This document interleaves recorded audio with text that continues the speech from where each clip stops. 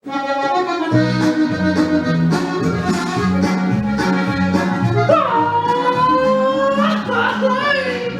viva México!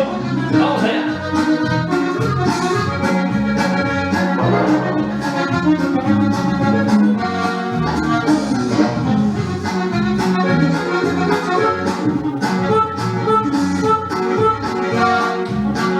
Y en una jaula de oro, pendiente de un balcón, se hallaba una calandria cantando su dolor.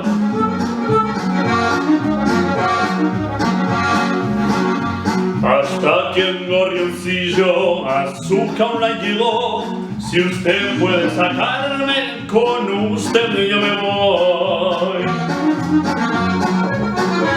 Y el pobre gorrioncillo de ella se enamoró. Y el pobre como pudo los alambres rompió. La malvada calandria después que le sacó, tan luego se vio libre.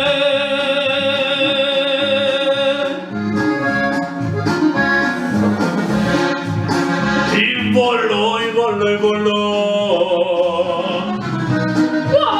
¡Ay! Pobre gorrioncillo.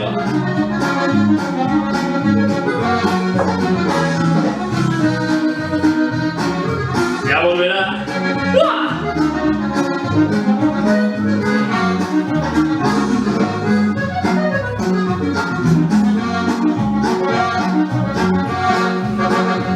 Y el pobre gorrioncillo todavía la siguió, a ver si le cumplía lo que le prometió.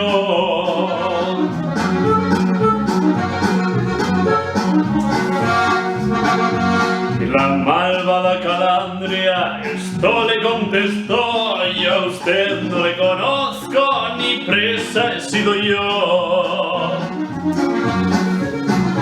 Y el pobre gorrioncillo de ahí se regresó, se paró en un manzano y lloró y lloró y lloró. Y ahora en esa jaula, pendiente del balcón, se encuentra el gorrioncillo.